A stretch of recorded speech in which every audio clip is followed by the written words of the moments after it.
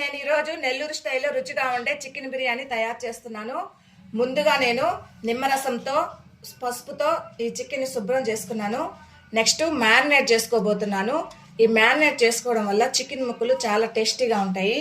దీనికి 1 spoon salt, ఇంకా 1/4 spoon పసుపు, 1 స్పూను మిరప్పొడి, నెక్స్ట్ 1/4 స్పూను ధనియాల పొడి, 1 స్పూను గరం మసాలా పొడి, 1 స్పూను బిర్యానీ మసాలా పొడి, ఇంకా 1/4 స్పూను పెరుగు, ఇంకా కస్తూరి మేతి అని ఈ షాపులు అమ్ముతారండి.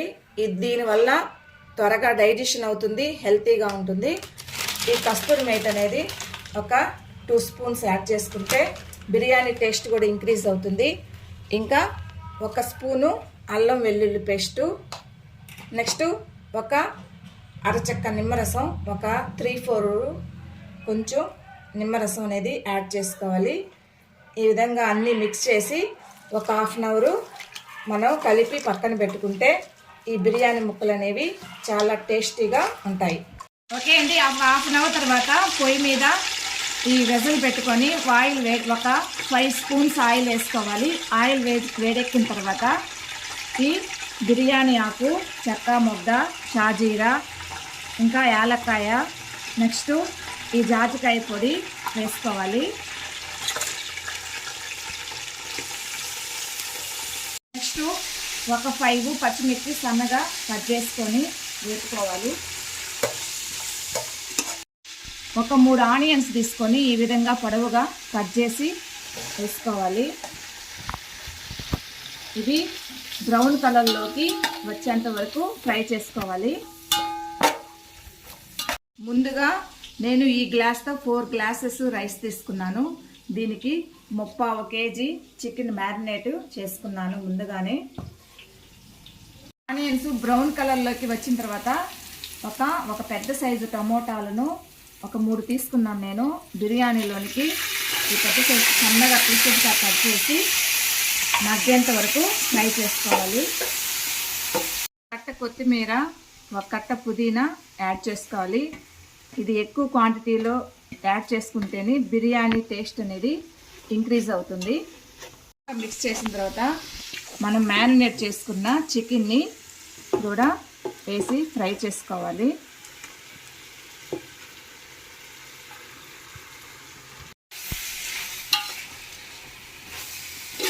ఇది ఒక 5 మినిట్స్ ఈ విధంగా వేపుకోవాలి. అప్పుడే మసాలా అనేది ముక్కకు బాగా పడుతుంది. 4 గ్లాసులు బియ్యం తీసుకున్నాం కదండి. 1 గ్లాస్కి చొప్పున 2 గ్లాసులు వాటర్ యాడ్ చేసుకోవాలి. ఇప్పుడు నేను 8 గ్లాసులు వాటర్ యాడ్ చేస్తున్నాను.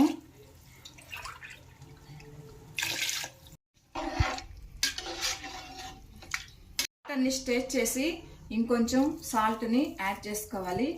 ఇప్పుడు ఇది బాగా మరిగించేంత వరకు ఈ వాటర్ని ఉంచుకోవాలి మూత పెట్టి. నీళ్లు బాగా మరిగిన తర్వాత ఈ నానబెట్టుకున్న బియ్యాన్ని వేయాలి. నీరు లేకుండా చూసుకొని వేయాలి. నీరు ఉన్నట్లయితే అన్నం అనేది మెత్తగా అయిపోతుంది. కాబట్టి నీరు పడకుండా జాగ్రత్తగా వేయాలి. ఈ బియ్యము మామూలుగా నేను ఇంట్లో వాడుకునే బియ్యమే, సన్న మొలగలుకలు అంటారు. దీంట్లో కార్బోహైడ్రేట్ శాతం అనేది తక్కువగా ఉంటుంది. జీలకర్ర మసూరు కన్నా దీంట్లో కార్బోహైడ్రేట్ శాతం తక్కువ. అందుకే షుగర్ అనేది ఈ రైస్ తినడం వల్ల కంట్రోల్లో ఉంటుంది, ఎక్కువ కాదు. రైస్ వేసిన తర్వాత ఈక్వల్గా మిక్స్ చేసుకొని ఒక 10 మినిట్స్ హై ఫ్లేమ్లో ఉడికించుకోవాలి మూత పెట్టి. ఇప్పుడు హై ఫ్లేమ్లో ఉన్న మంటను సిమ్లో పెట్టుకోవాలి. ఎందువల్లంటే రైస్ అనేది అడుగున మాడిపోతుంది. ఇప్పుడు రైస్ పైకి వచ్చింది కదండి, సిమ్లో పెట్టుకొని ఒక 20 మినిట్స్ ఉడికించుకోవాలి. ఈ మూత మీద వెయిట్ అనేది పెట్టుకోవాలి. ఈ విధంగా 20 మినిట్స్ పెట్టుకొని ఉడికించుకుంటే బిర్యానీ రెడీ అవుతుంది. 20 మినిట్స్ అయింది. మరి బిర్యానీ ప్రిపేర్ అయిందో లేదో చూద్దాము. ఓకే అండి, పొగలు కక్కుతూ ఎలాగుందో చూడండి. బిర్యానీ చాలా పొడి పొడిగా వచ్చింది, చాలా బాగుంది. ఓకే ఫ్రెండ్స్, ఈ బిర్యానీ ఎవరికి ఇష్టమో ప్లీజ్ లైక్ అండ్ సబ్స్క్రైబ్.